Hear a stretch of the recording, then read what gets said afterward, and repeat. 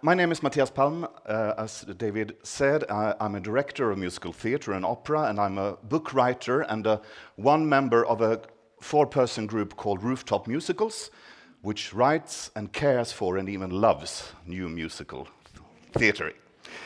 And I'm sure that the panel here is people who love musicals, so please welcome our panel. May you please introduce yourselves. We'll start from stage left.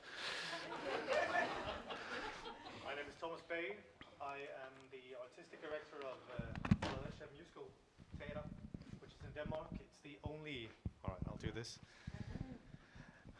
It's a long time since I was a performer, so my voice isn't as good as it was. I'm the head of Fredericia Musicalteater, which is the only state-funded musical theatre in Denmark. We also have a musical development center called Portal, where Rob Hartman is the sort of creative producer. He's down there in the audience. And what we do is, again, we are state and city-funded and are dreaming about sort of creating this Nordic network collaboration, and I'm sure we'll talk more about it. Yes. So in a year, this will be called Nordic New Musical Theatre Symposium. Great. Thank you. Hi, my name is Mats Andersson. I'm head of strategy at the Gothenburg Opera, and also been involved in producing most of our work since almost 30 years in musicals. And Gothenburg Opera is the opera house of Gothenburg. We do opera, we do dance, we do musicals, and we do also a bit of concerts. So we are a big house that a lot of art forms are shared in. Hello, my name is Erik Fägerborn. I'm a writer, director, and translator. Freelance, which means that I've been working for sort of 32 years and meeting all these wonderful houses and places, and it's great to be here. Thank you. My name is Blomqvist Olsberg, and I'm a producer, director, and scriptwriter for musicals for children, like Babblarna, Humlan Joy, and the Handbook for Superheroes, Handbook for Superhjältar. You're very welcome, and we will start with a question that we would like to have all 4 of you sharing your ideas. Sweden has a long and rich tradition of music and performance arts. How do you think Swedish musical theatre differentiates itself from other European countries, like the UK and the USA? I have a very short answer. I have no idea. That's wonderful. Yeah, I have many skills, but not that. I give the microphone to you. It will be a very short panel discussion if we get the answer for everyone. No idea. Thank you for today. It was lovely meeting you all. Yes. Let's have a drink, okay? No, but my immediate response would probably also be like, I can't say if we really have that to really pinpoint a difference in that sense. We also look for stories, music, ways to touch an audience and communicate. So, but it may be something there in that sort of inherited way of looking at where we are, in a way that we also see this as an important, yes, but also imported art form that we've been learning along the way. So we probably have a little bit of sort of being still at times maybe stuck in the fact that we see each other as if, yes, we are still learning the art form. There are other people ahead of us. We have imported it from the US and the UK for so many decades. So it's more probably an angle of seeing yourself in it rather than being that very, very different. When you're actually on the floor producing a musical, I think we're very much the same. Mm-hmm.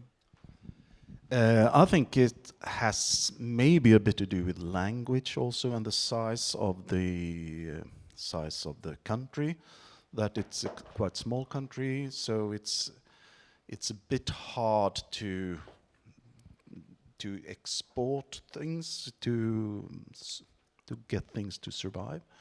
And when we look at the content, my feeling is that we'd like to do musical theatre works that are quite, I wouldn't say local. You had a good word, Francesca. Yeah, exactly. So it's a bit. I find our musicals quite Swedish in a way. So I'll speak for Denmark. I grew up in Sweden, and I also worked in Sweden in opera houses. I used to conduct and play the piano and all sorts of other stuff. I think what we have in the Nordic countries, which is quite interesting, is that we have strong sense of storytelling. We have a very strong sense of aesthetics, and I mean, if we look at architecture and arts, all of this is sort of very strong. The problem we have in Denmark, I think, is that we are strong storytellers in the sense of the spoken theatre, but we are still young in the sort of musical theatre world, which obviously then sort of forces us to import either works or IPs or people from other countries. And I think what we can delve into is the strong sense that we have these strong aesthetics and we have a strong authenticity and the talent and the craftsmanship is actually there. What we're lacking is the methodology in education and throughout sort of the whole food chain. And that's actually what we're doing what we're trying to do at our theatre. It's the development and sort of looking into developing new IP and new talent and all that, because I think the ingredients for the gourmet food is there, but we're not quite there in the recipe. So. Okay, well, thank you. And the next question, which we would like to address to Mats and me, is what challenges do Swedish musical theatre producers face when writing and developing new original work? That I have an answer. Please me. Finally. I knew it. Yeah, now it comes. Yes. Basically, I have, as a producer, 3 things. It's the venues that won't let me in. It's marketing, how to reach people, and it's money. Money, like I don't have any statliga bidrag funds, any money from the government. And when it comes to, for instance, when I do Babblarna, we've done over 1,000 shows, which is amazing, with 4 original works. There we are in one city each day, so we change. It's a tour. It's easy then to find venues. But now with Handbook for Superheroes, for instance, where 14 people on stage, I need a huge stage. We have more than a trailer with scenography, so we need a lot of space on stage and off stage. We fly in the show, so we need the height. And we need more than 700, 800 people in the audience to make it happen. Then there are very little venues left. And we can't be there for one day. So we need to be there Friday, Saturday, and Sunday for a couple of weeks in a row. And then they're not stages for me anymore, because in Stockholm, for instance, Vicky von Lanken and To Entertain owns theaters, and of course they have their own productions. I would have done the same if that was my theater. So it's very little venues left. And the one that are owned by the government, like Stadsteatern, or they won't let me in either, because they have their own shows. So for me, it's really difficult to grow. I need to be really stubborn to get in. Which you are. I'm really stubborn. I work really hard. But in Babblarna, for instance, I've sold 55,000 tickets for the last tour, which is amazing. But then I can change cities every time. And for Handbook for Superheroes, which ends in June, it's 23,000 tickets in 4 cities. I mean, that's amazing, but it's not enough. I need to have more tickets sold to be able to do a big production. The other thing is marketing and to reach out to people. And now, finally, I've reached to do like Nyhetsmorgon and Go'kväll and shows you need to be in, so the audience know that there will be a show. It costs a lot of money to get there and pay people to get there. And then I don't get money from the government to do my shows. It's my money. It's my craziness who do the shows. And I find it weird that you only because if I apply from Kulturrådet, for instance, then I'm too commercial. And I don't understand that. You need to look at the content, what's in the musical, and not because I don't use famous people. I have original music. I have, well, it's a famous brand, but it's content. I mean, I don't do musical of Paw Patrol. I do musical of really subjects that are important. So I think they need to look of who they give money to in another way. Now in Sweden it's very diverse between private producing and subsidized theatre. But nowadays all theatres play commercial works. Yeah. So this is of course very hard. It's weird. It's weird in a way, yeah. Mats? I can just say congratulations to me for being stubborn, exactly. And let's say my experience is a bit my challenge is totally the opposite to yours, because I'm coming from a theater that is subsidized. And our challenge is that we need to adapt to the formats we have, meaning that we have big main stage, which we have to adapt to. We have to adapt to the situation where we have all the art forms that should be in the same house. So for me, it's very much to be stuck to the structures we have. Yeah, short. Mats, the main stage has an auditorium of 1,200?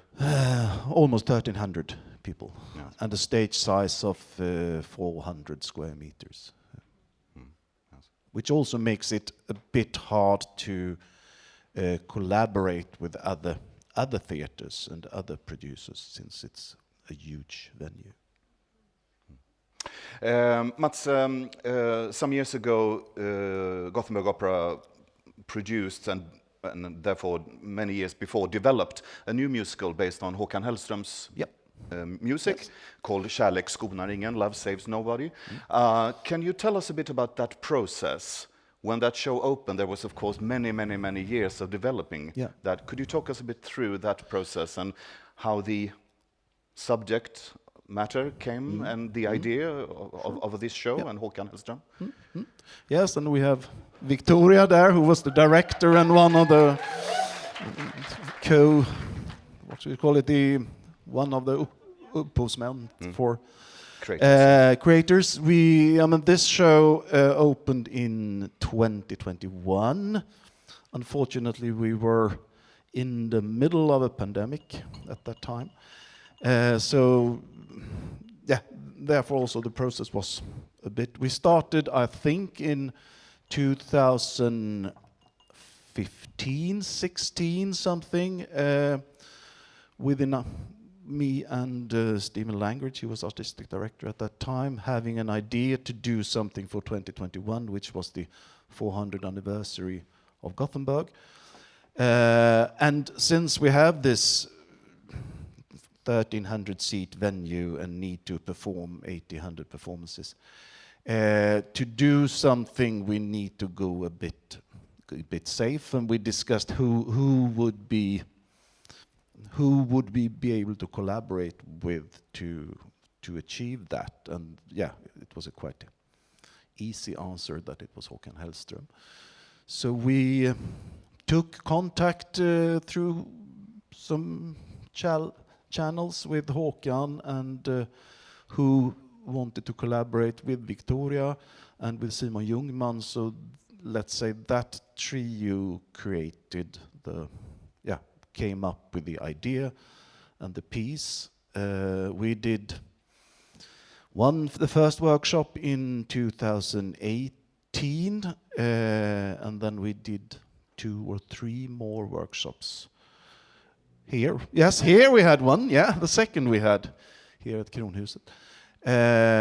And then we also went into the pandemic, which created some problems, also trying to have Zoom rehearse. Zoom workshop with. Yeah. No, that wasn't a success. And at last we opened in 2021 and performed. We had hoped for more audience but it had a lot to do with this, with the pandemic, and we couldn't go out and market it because we didn't know if we would be able to open it, and then it opened up for us. So the whole marketing plan we had was totally fucked up by the pandemic, to be honest. Yeah. Yeah. They already bought the tickets, and then came Yeah. the second wave. We had to Yeah. And for English-speaking people, Håkan Hellström is the indie pop troubadour of Swedish rumbling around in the street storytelling. Yeah. But very famous in Sweden. I used to say that Bruce Springsteen fills 3 football arenas in Gothenburg, and Håkan Hellström fills 4 with his concerts. Yes. Yeah. In Gothenburg, he's bigger than Bruce Springsteen. Thank you very much. Now I'd like to address Erik and Thomas. What challenges do Swedish or Danish musical theatre creators face when writing and developing new original work? Who starts? I think the obvious answer is funding, since it's a smaller market. When we're talking about the UK, we don't have 50 million people in the market here, so to recoup the investment is much more difficult unless you look into something that is commercial or popular or however we frame it. And I guess everyone wants to write a success, but I think for us as a subsidized theatre, one of the biggest issues is is the actors' union in Denmark. And not because we don't like them, because we do like them, but there are so many. It's so bloody expensive when we have to pay the actors and how to work as a subsidized theatre. I'm sure it's different for Mikkel down here, who's the private producer. He can do other bits and bobs with it, which is fantastic. I also pay actors. Yeah, that's not what I said. But we obviously there are some rules to protect the performers and the creators that we have to work around. What we're trying to do at the theatre, so I'll sort of flip it around this way. I think there are lots of people in Denmark, and I'm sure there is in Sweden as well, that are working around with an idea for a show they've had for 10 or 25 years, and it is the musical that hasn't been produced yet, but is going to change the entire Nordic countries. Obviously, that is often not the truth. So I think the two issues we're working with is again methodology, which is working on an educational basis. How do you write for musical theatre? How do you write songs that are sort of narratively driven rather than just writing a good pop song and then chucking in some scenes and then we have a musical, which is obviously a bad way to do it. And that sort of starts on the educational basis and respect for the genre, respect that it takes a long time. Obviously picking, if we're doing specific subjects, if we have a development time that is 4 to 8 years or how long it is, we have to pick subjects that have some sort of, that are specific but talks to something that is sort of, has a longer scope to it. Come From Away is such a wonderful example of a specific situation that speaks to us as a whole.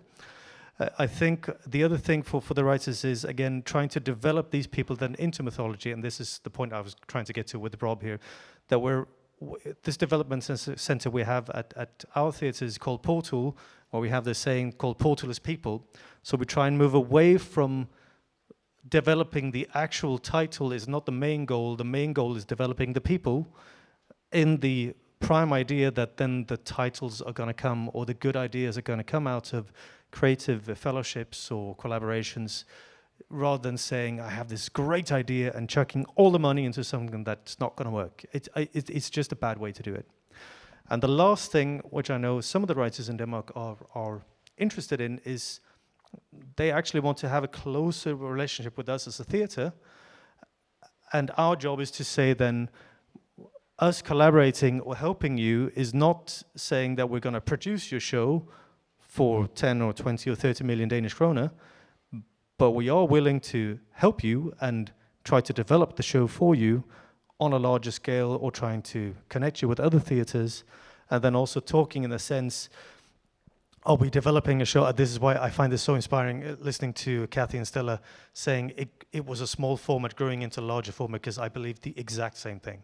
We have to talk about, rather than trying to write the new Christina von Duvemola or chess or everything for 30 people and 20 people in the orchestra, I would love it, but we don't get enough money. So please do it.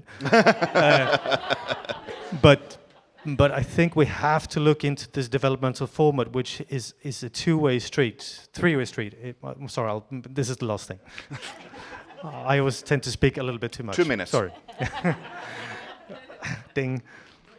So there's the educational part, where we have to talk about how do we help the conservatoires and the acting schools not developing only the artist in the artist's own right, but also talking about this wonderful art form, which is basically collaboration in its purest form. It's art in its purest form, but it cannot work unless we work together, because it's so intricate. I mean, if we can reach that understanding, that's fantastic.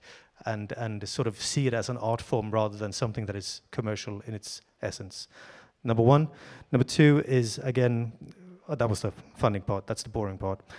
And the third part is sort of helping these, helping the writers come closer to the process and understanding you're not gonna write a 30-person show and get it produced like that. You have to think about what is the actual story, what is the quality of the music, can it grow into a larger scale, can we write it in a modular fashion, can we write it starting being 5 people and a pianist, Lucky Stiff style, that's 8 people and a pianist, or and then sort of develop it further, or can we not? Because I think that's the path.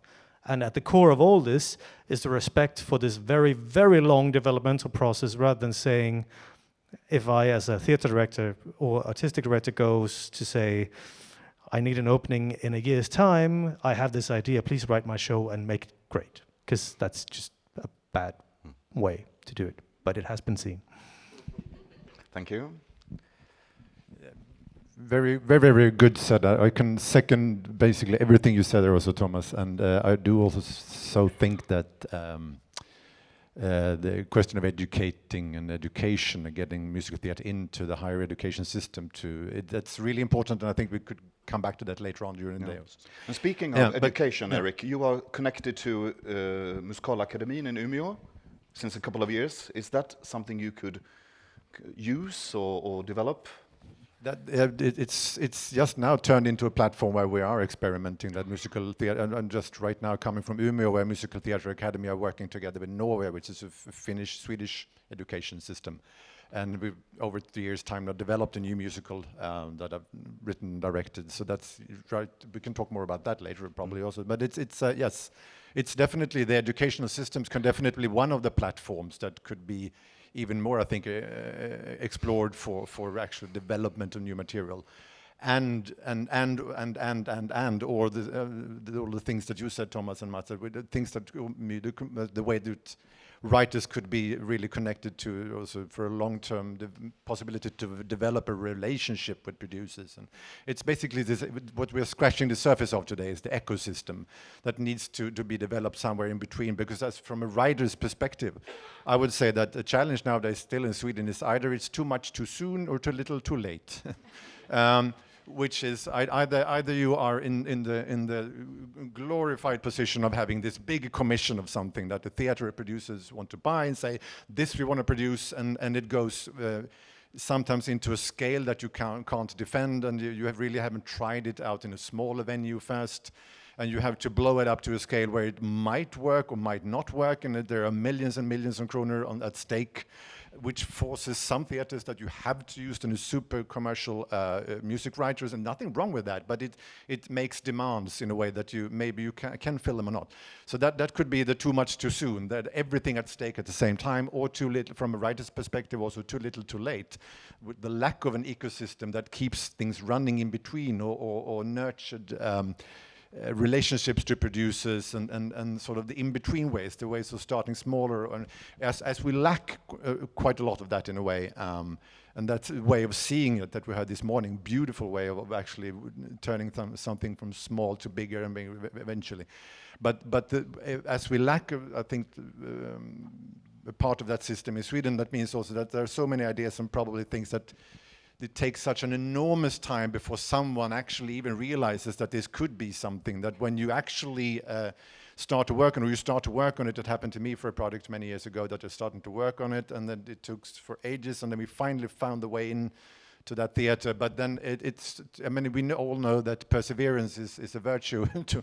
You have to be very sort of tenacity and perseverance to develop musical theater. But even the best of passions could fade out after like 7-8 years later on in the process. You could actually sort of forget what the hell what was fun with this in the first place. I've forgotten. That's what I mean with too much too soon or too little too late. That we need to explore and develop that ecosystem between that makes much more healthier way that goes, and an idea is born. An idea could take flight immediately in a very, very small scale and make that even commercial in a way that people want to see it in this very sort of simplified version, and then developed gradually. So we do need that very much reported from also a writer's perspective. Thank you. A word we've heard a lot, both in the first conversation and now, is scale and size. And Sweden has, and Denmark, I'm sure too, has a long tradition, over 40 years, of producing big American or British musicals, and very famous ones. And that's sort of been what musical theatre business is about in Sweden. And that's what the audience has been used to seeing, and sort of, and maybe sending the message that if it's been a hit in New York or London, it's good. But then we have a lot of people writing new Swedish material, and so can the audience be educated in what they would like to see and what they would like to see in the theatre, and how would you do that, Thomas? This is going to sound like a sales pitch, since we're working at a theatre where we're trying to develop original IP. We're playing a show now that has its last playing day on Sunday, called Efterlysning, which means something wanting, or like a wanted poster, searching for something, searching for, and the idea is it's searching for the meaning of life, or the answers to the meaning of life, and obviously the answer is there are no answers. But it's a small piece, it's a 3-person show, and 3 people in the orchestra. And what we're finding when we do these formats, before that we did a children's show with 5 people on stage and a band, which was expensive, but we chose to do it because we thought it was important for the young audiences to see musical theatre that is not light, but is actually musical theatre. We're using some of our subsidized money on doing this, and what we're finding is that the kids shows are running extremely, they're very popular. They have a big audience base, and it's growing, and it's growing, and it's growing. And obviously we can do this since we are a subsidized theatre, so we spend some of our money on that. And the small shows are obviously more difficult to sell, and they're more difficult to pitch to an audience saying, what is a musical theatre, if we only think of it as the big spectacle, which I love, I'm sure you all love it too. But musical theatre can be so many different layers. Exactly. And the interesting thing is, the data we collect from audiences and how they perceive the shows is not saying, I felt it was less. I had a smaller emotional experience to a smaller format. They're just saying basically the same thing. They're reacting very positively, saying, I actually maybe had a larger or an equally moving impact on a format that is small. So I think the short answer is yes, obviously we can educate the audience, and I think it's fairly easy once we have them in the room. The question is, how do we get them into the room? Is it ticket prices? Is it is it the story? Is it hype? Is it marketing, PR? Can we get into TV with something that is so niche?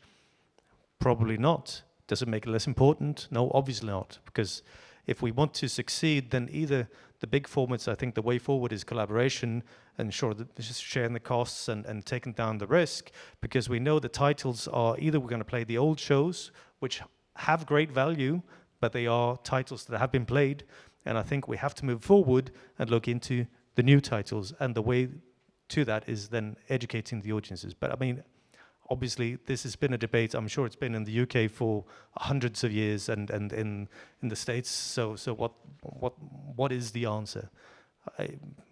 I don't know. I perceive myself as in service of the arts and in service of the audience. I'm not in service of ticket sales, which doesn't mean that I don't have to cope with ticket sales, because if I don't, then they're going to fire me from the state.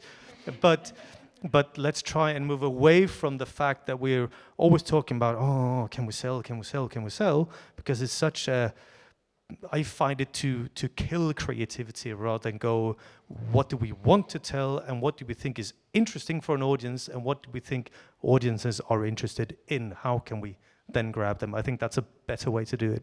Because if we only go for ticket sales, then at some point we're going to end up with shows that are just McDonald's. Which is also good on a day when you're hungry. But not on a weekly basis. But at the moment, I would not say that we should do American shows. Speaking about educating the audience, when we spoke last week, your passion and is creating musical theatre for young people. Yeah. And you said when we spoke that you have a responsibility in what you show for young people, and that they should have the best. Yeah. Can you talk a bit about that, how you think? Well, I hate when you have some kind of, well, it's only for children, let's do this simple, or we don't care about the sound or the clothes or the costume or who's performing on stage. It really irritates me. Yes. And I mean, I want them to, when they have, because Babblarna, for instance, they are between 9 months old and 5 years old, but let's say 3 to 5, and it's the first experience to be on a show. And I really want them to have a lifelong relationship and a love for theater, and it starts there. Yeah. And make them go away to another world. Handbook for Superheroes is, of course, an older age, but it's really important to give them as much as in a show for adults. Yeah. And they are the future audience. They are. What kind of audience do we want in 20 years? Exactly. And how do we? And even if the parents buy the money, buy the tickets, it's really important for them to feel that there are difference, to go to this show or a little show on the library, and they should be there as well, but it is a difference, and then understand why the ticket fees are different also. So, and the grandmothers who buys the tickets or whatever, No, and as Francesca said in the start, really to think about the audience with this art form. How should this show respond to the audience, and what stories should we tell, and how should this show eventually be produced, and what it's like? Someone who want to comment something about here? Size, Mats, you have a very big stage, you said. Then there's also the regional side of Gothenburg Opera. Absolutely. So you have a very big shows, and then the touring aspect. Yeah. Can you talk a bit about that, please? Yes, it's very much about size, as you say. We work also from the very little size. Lars down there has done a lot in this very little size, bygdegårdsformat, as we call it. And what size of a stage and what size of an audience is that? Let's say in a bygdegård, could be 6 by 4 meter stage, there's no flying facilities like here, like this stage. And between 40 and 80, 100, maybe sometimes 150 people in the audience. So we can say we have developed a lot of new pieces for that format that has been very successful. Lars could say much more about that.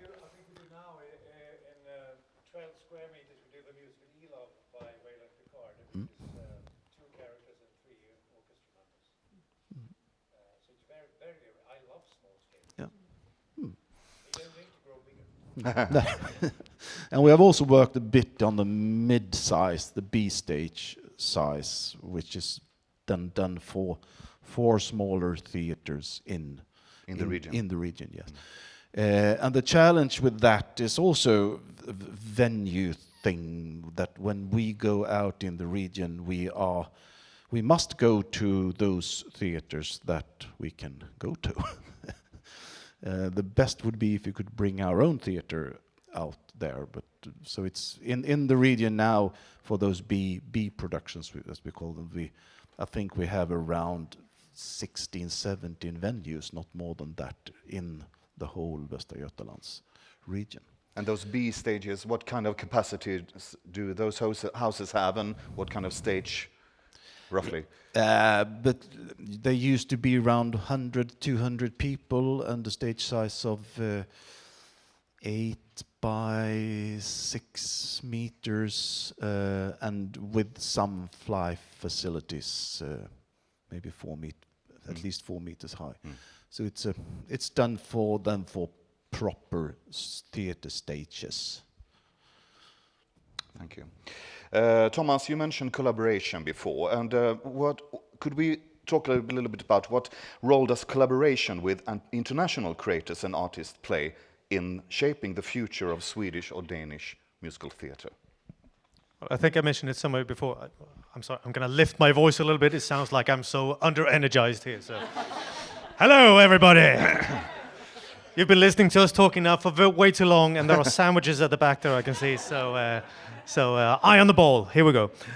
Well, I think I mentioned it before. We have a great talent mass, and we have people love the genre. It's on the growth. We know in Denmark it sells about, I think it's about half of all the ticket sales. You can help me here if you remember, but I think it's roughly around half of all the sales for theatre in Denmark is sold to musical theatre, which obviously then makes this sort of idea that musical theatre is commercial and can live on its own, which is wrong. But there we are.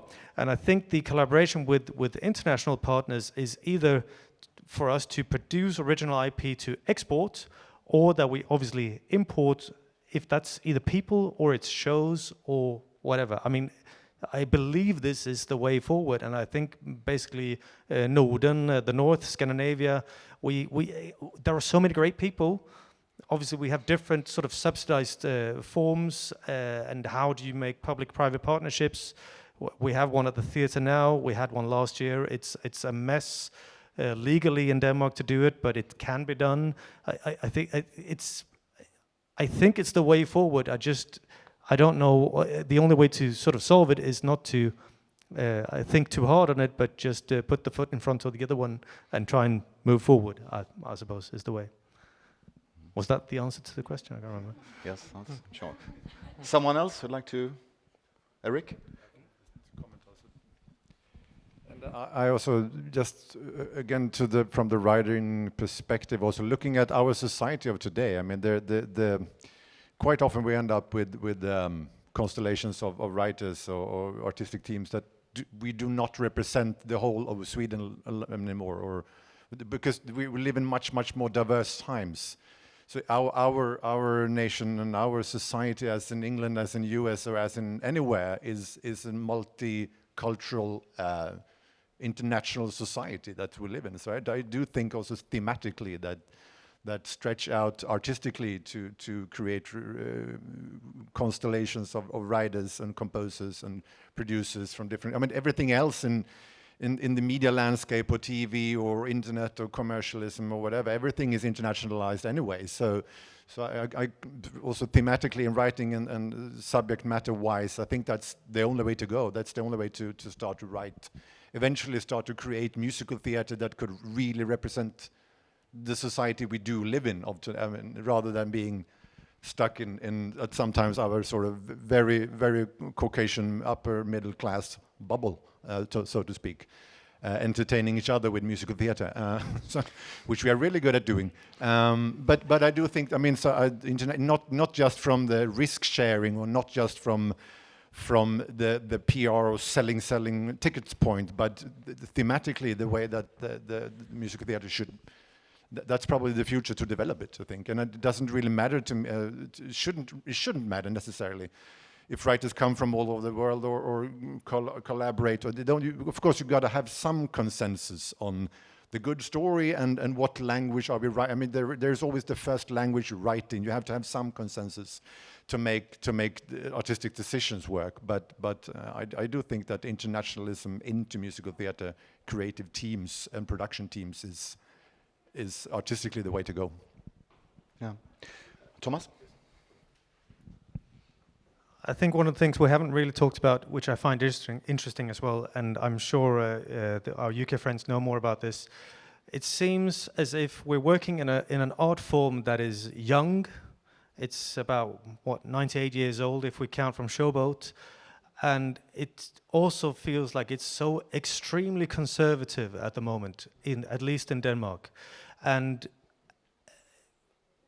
I'm guessing it has to do with risk and funding and money spent, and will we sell? Do we have enough audiences?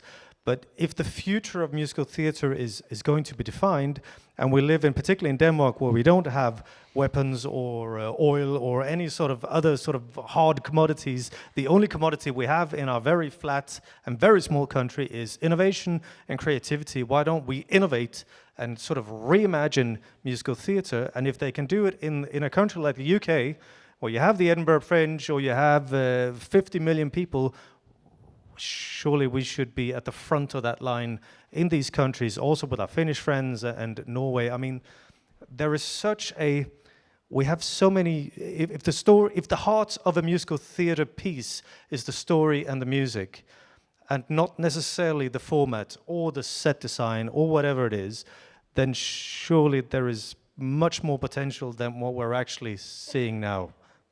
Playing it safe. Thank you. Mats, speaking about international and original Swedish, can you talk a bit about your point of view here with the Gothenburg Opera, for example? Yeah. What I just reflected on here is and what I think we could learn from the UK, in example, this dynamic between the producer and the creatives, which Me doesn't have to deal with because she does both. Maybe that's the success. So that kind of not call it infrastructure, but I think we need to. It would be good to develop that because it's different. It's different competences. The producer competence, which has to do with formats and ticket sales and what the audience would like, etc., and the creative competence.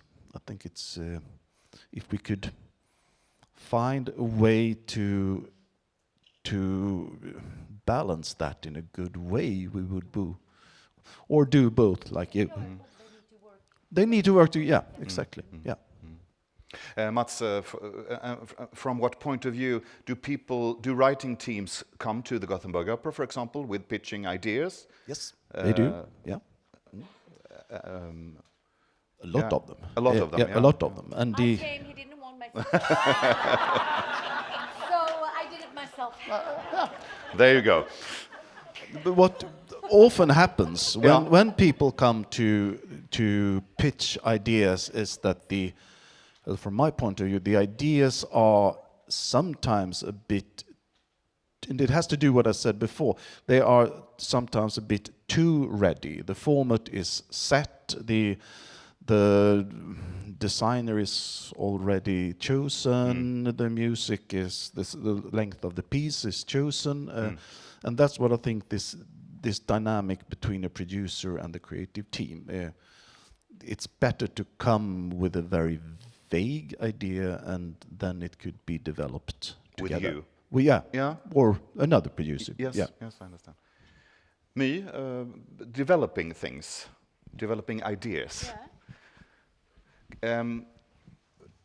When you started with the idea of Handbok för Superhjältar, Yeah. did someone come to you with that idea, or was that your idea and you approached the team? It was my idea. Yeah. My son was at the point 6 years old. He read the books, and he loved the books so much. And it's a serial of books. Now it's 10 books. By then it was 6, I think. And that is the most read book. It's actually the most sold book in Sweden. even the adult. Adult? Do you say that? Yes. Sounds like something else. Anyhow. Can be. Anyhow, the books, they were, it was written as a musical. So I Googled and I said, where can I see this show? And there was no show. And so I found the author, Elias Wåhlund, and I wrote to him. And we had this marvelous talk. And he's been a director at Astrid Lindgrens Värld, and he started the first European stunt school, for instance. So he has all the background. And when he wrote the book, he was thinking them as being a musical. And this took 4 years, I will say, because it was under the pandemic, and I got time to think. Yes. And then for the first time in my life, I got money from Kulturrådet. I'm amazed. But actually, to be honest, that was also, I think, why I ended up doing it, because it all comes to money when Funding, yeah. the funding, yeah. And I got this, not much, but money to have a workshop. So I had a workshop with 15 people for 3 weeks on a musical with no music. I had only my script, and author thought it was very weird to have a workshop for 3 weeks without music. But I wanted the script to see if that worked without music, in a room with no lighting and with nothing, and it did. And then I also hired a guy who came and flew with the girls who hadn't done it before, because I just wanted them to sing. How is it possible to sing upside down? I mean, what? So I didn't write anything that they wasn't able to do. So they were singing "Twinkle Twinkle Little Star," and they were up and down, because when you lift, the whole body do certain stuff. So that was perfect. But if I hadn't had that first workshop, I don't know if I have done, because this took 4 years, and find, the composers, everything. So I think that it was really important to have that first workshop to see that it worked. Yeah, we've heard today that you need time and you need funding. Yes, Yeah? Yeah. it's so important. Yeah.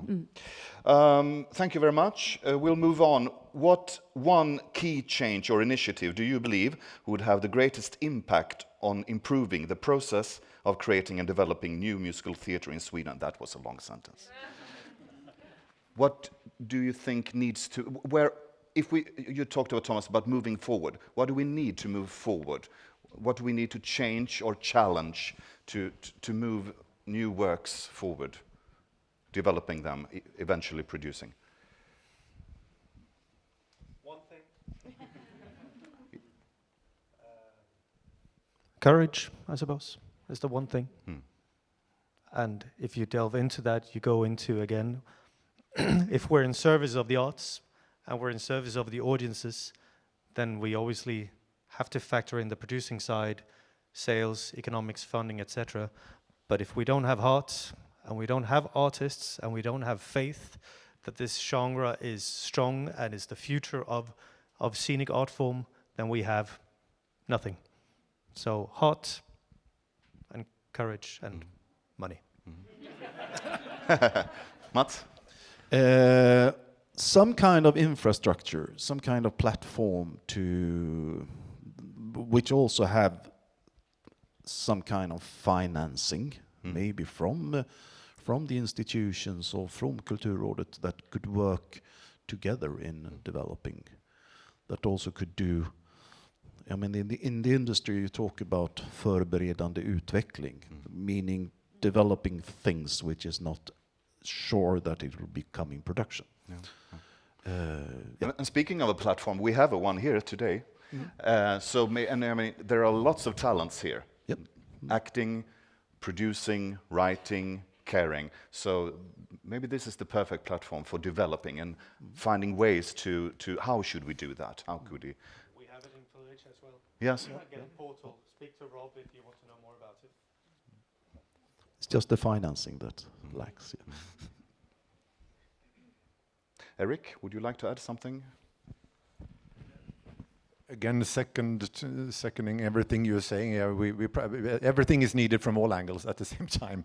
And I also, like you were contemplating there, Thomas, about also getting, because I mean, we're still battling, I think, whether it's public finance, especially when from being a country with the public financing, I think we're still battling also whether then musical theatre is seen as the art form enough, being cultural or art formy enough, compared to then theatre or modern dance or other developments. So really try to make musical theatre writing and musical theatre composing and developing, also maybe even musical theatre production in some way into the higher ed arts educations, to really sort of move it, not just for separate courses or anything, but I think we really need to get it into our education systems. And get the actual educational system work together with different shows and performances to really sort of connect, finally, eventually get it into the sort of the veins of and I think also the way of looking at musical theatre could change a bit from that also. I mean, yes, we know it's an entertainment form. Yes, we know we who work with it do know the art form perspective, but I think it would have this sort of qualified stamp, finally, saying that yes, this could be discussed in absolutely same context as the Ingmar Bergman country. We especially Sweden. We come from that kind of very sort of sound, solid, heavy theatre movie storytelling tradition. But yes, musical theatre, even though entertaining it, yes, now it's finally sort of seen as an art form that you can educate in. And we do have a lot of musicals being produced in Sweden and lots of audiences. So there is the possibility and the capacity, I'm sure, for that. But what stories do we want to tell for the next generation? And we have people from our two biggest educators in Gothenburg, and thankfully both you care for and like new musical theatre, and that is very, very important, and that's a great help. So thank you for the support that you give through your systems. This is for the last question. What excites you most about the future of Swedish musical theatre, and what can we expect to see happen in the next 5 years? Oh. So this is what we wish for and what we hope for. I only have 2 minutes, right? Yes. Yeah, okay. Well, what do I wish for? I will continue as I have done before. I follow my gut feeling. I work with nice, happy, open people. I'm not very interested in famous people. I work with new talents and new sparkling musical artists or composer. The one that I think it's the best wins the competition. And for me as a producer and the creative team, I am a musical artist in my flesh. So when I choose what's the best for the stage and not what it costs. And then I will pay for it later. But then it's my own fault. But I also think that's why it goes very well. Yeah. So is that an answer? Yeah, yes. Yeah. Yeah. Many, wish many more very, very, very small scale musical theatre productions.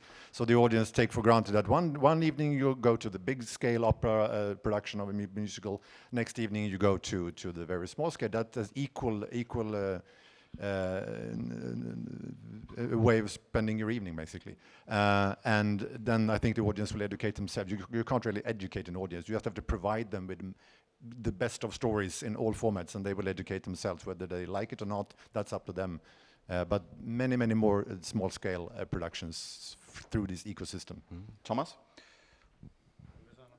All right. What I find most interesting, and this is true for all the Scandinavian countries, I think, that the point being, we look at Nina and Joachim here, who now, they used to be musical theatre performers, but are now at the head of the education system. I said education is the way to go. If we need political sort of gain and people who want to support this art form, obviously it has to start in the education system. We now have musical theatre performers. The quality of Scandinavian musical theatre has risen drastically through the last 30 years due to a lot of people in this room who have produced private producers and subsidized theatres. And that is the point being there is that then the audiences are used to higher quality. And now the musical theatre performers who are not performing anymore, they are now in points of power where they can speak out, me included. So we can speak out and say we have audiences who want quality musical theatre. We now have people who know what the genre needs and has to be able to do. So the next 5 to 10 to 20 years is the one key moment in Scandinavian musical theatre where we can go, let's grab the market, let's grab the political sort of agenda and say this is where the future is, because this is where the future is. We come out of a long tradition of spoken theatre, which is also fantastic.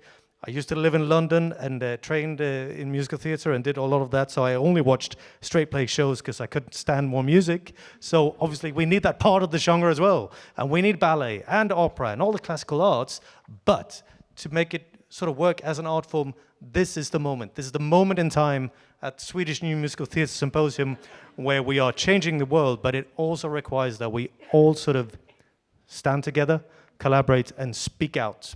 This is the one moment.